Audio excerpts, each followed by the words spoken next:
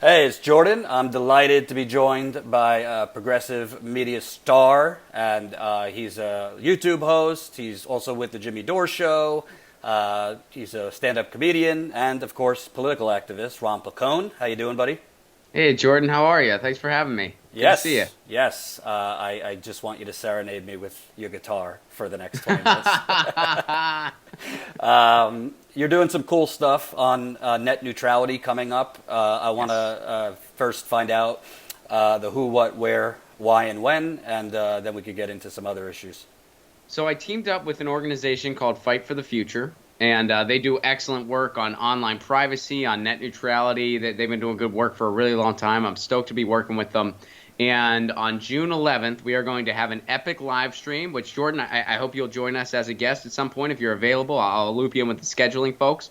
But we're going to be doing an epic live stream for net neutrality all day, and you can tune into that at epiclivestream.com. So we made the URL really easy. And June 11th marks 1 year since the Trump FCC repealed net neutrality.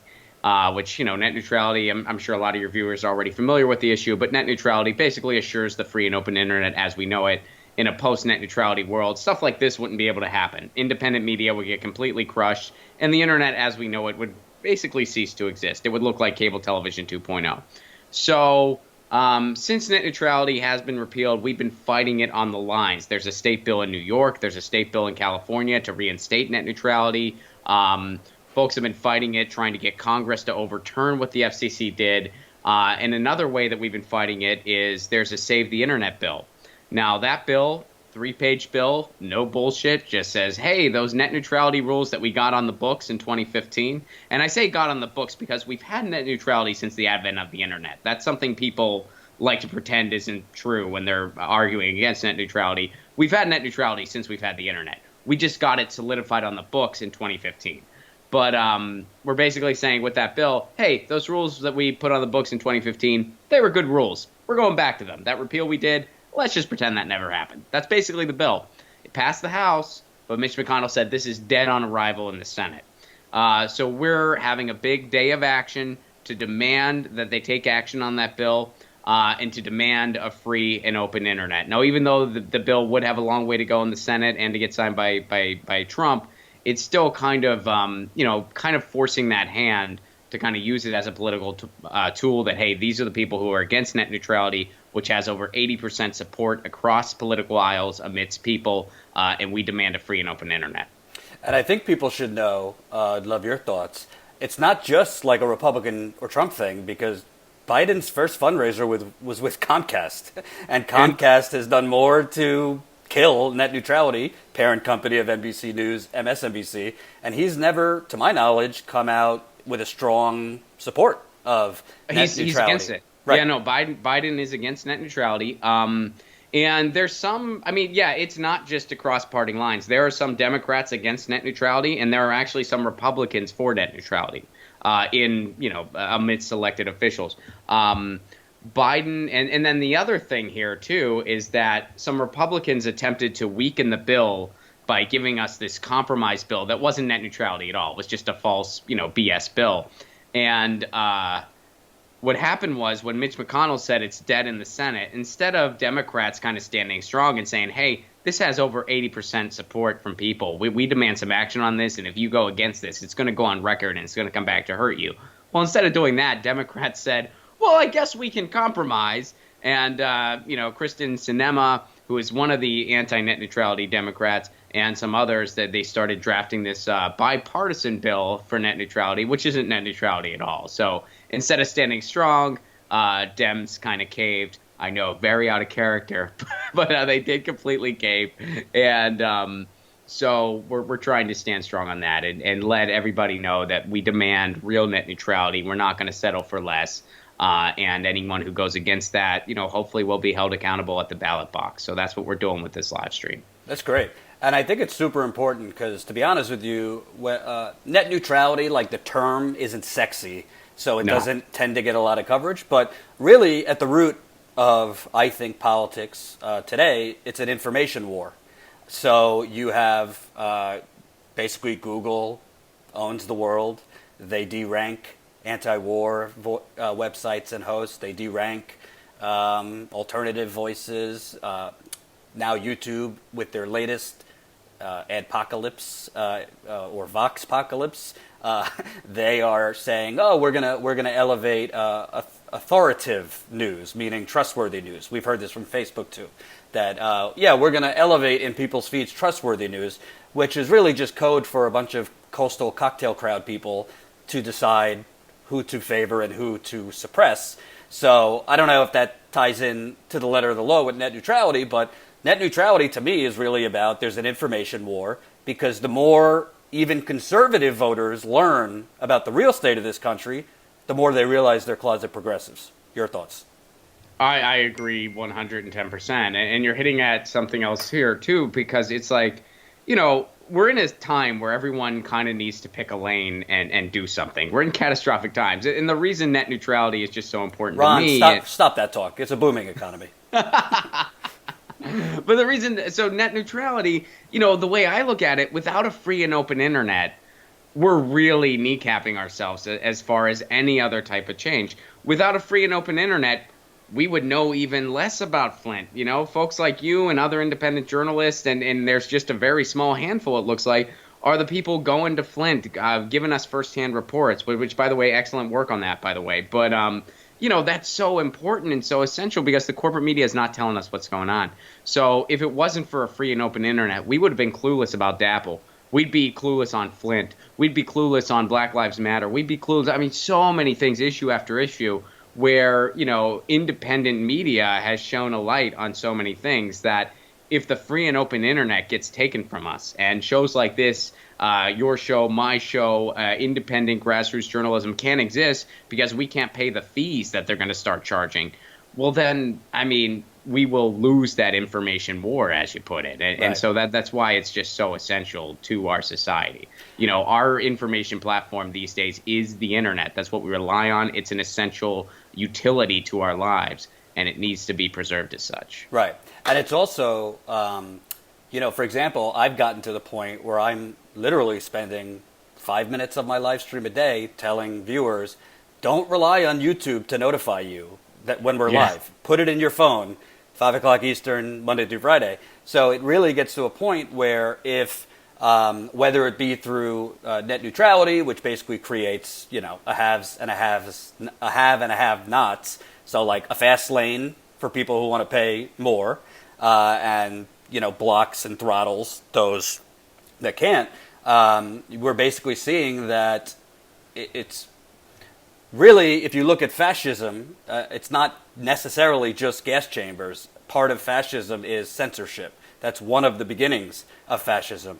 And like you said, yes, obviously Trump and his FCC director has made this what it is. But like in other circumstances, Republican extremists can't pass half their stuff if Democrats don't help them get it over the finish line. Wanted to ask you also, because I think net neutrality, it's both a way to throttle and suppress, but also, like in your experience being with Jimmy Dore, you've seen like CNN kind of dub him as, I think one article said, like a radical left or something like that. So, well, I know CNN said that peddling conspiracy theories, which was, and I got a little nervous because that happened to be the same week I started riding my bicycle more. So I was I was like, that's weird timing. Yeah. So I think the two go hand in hand. I wanted to ask you about net neutrality because it's interesting to me with the Democratic Party. They always come and like are cheering for something like when it's convenient. So, for example, when I was at Standing Rock, freezing to death, I never heard anything for the Democratic Party. It was only when Obama like denied the permit that all of a sudden they're like Mini Wachoni, and all these emails are going out. Are you hearing anything? I know you said there's people in the Democratic Party, but are you seeing other than like a Bernie or a Tulsi? What are the presidential candidates doing beyond just saying they're for net neutrality? Yeah, I don't hear much. The only candidate that I've heard speak about municipal broadband, which actually that would really solve net neutrality, because what that would do is that would take the internet out of the hands of these big corporations that want to screw us over and into the hands of cities and municipalities. And that's another movement that's growing that I view as connected to net neutrality. And I'm pushing for municipal broadband in my own community, too, in Pasadena, where I live. But Bernie Sanders spoke for the need for universal broadband. Right. That's the only thing that I've heard, and that kind of got overshadowed by a lot of the other stuff he was saying, which is okay because, again, it's not the sexiest issue in the world, but it's hella important. I know the net neutrality, municipal broadband, that doesn't necessarily turn heads immediately. But if we lived in a world without net neutrality, and if we didn't have the option to take our internet back, that would turn everyone's heads because it would change our lives and not for the better. Right. And what are your thoughts on, you look at basically the Democratic Party now, it seems like they're running the exact same playbook as 2016. Trump's the Antichrist. Joe Biden is like, make America normal again. Well, the normal you want to return to was the same time period that elected Donald Trump. So politically speaking, it seems like, yeah, you got Kamala Harris and these other Johnny-come-lately progressives talking the talk, but they say Biden's the front runner. He's preaching a return to corruption that's behind closed doors, rather out in the open. I see a slow-moving train wreck coming as far as 2020. If Joe Biden is the candidate, they're going to blame Jimmy, you, and some others, including me. But it seems like deja vu. I'd love your thoughts just on 2020 so far. If Joe Biden, well, first of all, and we've been saying this for a long time. Progressives have been saying this for a long, long time. But now, I mean, there's some data that came out recently, like studies are supporting this now, where they're saying, and these are people like that are either just like outside of the political realm or just even some centrists that are saying, yeah, a centrist won't beat Donald Trump. Like everybody's slowly starting to come around to that. Meanwhile, Biden's still the front runner. If Joe Biden is the nominee and it is Biden v. Trump, the entire election season will be two old white dudes talking about bigoted things the other white dude did in his past and why, because of those bigoted things, that person shouldn't be in office. And those moments will be one of the few times where both of those people are actually telling the truth. And it will be a horrible campaign season, and we deserve better. And those are two utterly horrible choices. And I think Biden would lose. I think Biden would lose. I don't think Biden could beat Trump. Right. And lastly, obviously it's not directly connected to net neutrality, but we're seeing a debate about should channels, particularly horrific right-wingers like Steven Crowder, should they be demonetized? Should they be deplatformed when they launch? I think in this case he launched a homophobic or was wearing a shirt that said some homophobic slurs about a Vox reporter. It was like trending yesterday, and everyone's got an opinion. I come on the side of like, I'm not crying any tears if Steven Crowder gets demonetized because like he shouldn't be. If you want to, you don't have like a First Amendment right to profit off of like homophobia. But the problem to me isn't demonetizing Steven Crowder. The problem is YouTube and the fact that they cast a outrageous wide net over everybody else because of like a few like rotten apples like him. But some people don't agree with me, so I'd love your thoughts. Yeah, no, I understand, and I certainly I haven't been. I mean, I'm familiar of this. For instance, I haven't read as much about it as others have, so I'm not like totally fluent in what's going on. But as far as the theme goes, I pretty much feel the same way that I've always felt, where I think that when you are at the level of a YouTube and when you're at the level of a Facebook and a Twitter, like you need to be a utility, and I think you need to follow the free speech laws of the United States as far as when you determine, when something crosses into that barrier. Everything I've seen from, Steven Crowder, what he did, directed at that Vox reporter, I think it's absolutely disgusting and a shame. And, it's really sad that a grown adult is just profiting off of just juvenile hatred and homophobia. I think that's very sad and morally disgusting. But yeah, as far as like, does that give YouTube a license to then just start demonetizing other channels at will and kind of having a second adpocalypse and kind of just, using their determination on what is and isn't crossing a line? Well, that kind of that crosses into a different realm that I think is very dangerous. And YouTube has made some wrong decisions in the past, as has Facebook, as far as other things they've done. So I think this is one of those, for instances, where the law has not caught up to technology. Right. Because these organizations have gotten so big and they have such a big role in our ability to exchange ideas and information. But as far as how to organize this in a free and fair way that, protects people to a reasonable degree, like inciting violence, for instance, it's not protected by the free speech laws in the United States or something like that. How do you draw that line between allowing a free and open marketplace of ideas while also, not allowing things that cross into certain dangerous parameters towards groups of people? The law has not caught up yet. I think the free speech laws in the United States are pretty good. I'm not like fluent in our free speech laws. I know the basics of it, and it's pretty good. It's better than what I could come up with on my own. So I think those need to be enforced, and it needs to be enforced by an agency that's qualified to enforce them. And folks at Silicon Valley, they're just not qualified to do that. Yeah, I agree with you. And one performance that will definitely not be censored. You're going on the road, I've been hearing. Nice transition, buddy. I appreciate it. What? Tell people if they're going to be near where you're performing. You're performing with Graham, correct? Yeah, Graham Elwood and I, we do a stand-up comedy tour called the Progressive Comedy Tour. It's a lot of fun. And June 11th, actually, for the Epic live stream, I will be in Washington, D.C. that day. So I'm going to be live streaming from D.C. If all goes as planned, we're actually going to be making a delivery to Mitch McConnell's office, and we're going to stream it, a petition to him. So that's pretty cool. And it's because the next day, the East Coast leg of the Progressive Comedy Tour starts. We're going to be in D.C. on June 12th.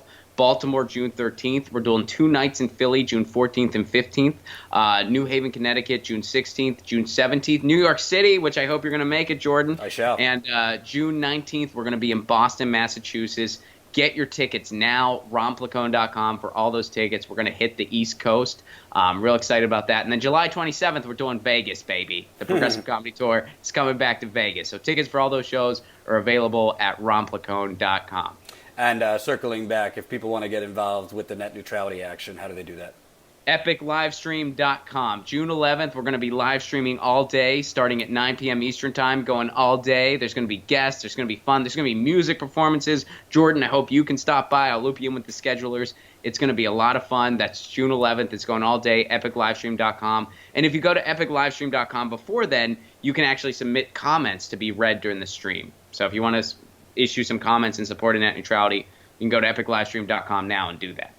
Ron Placone is bringing net neutrality sexy back.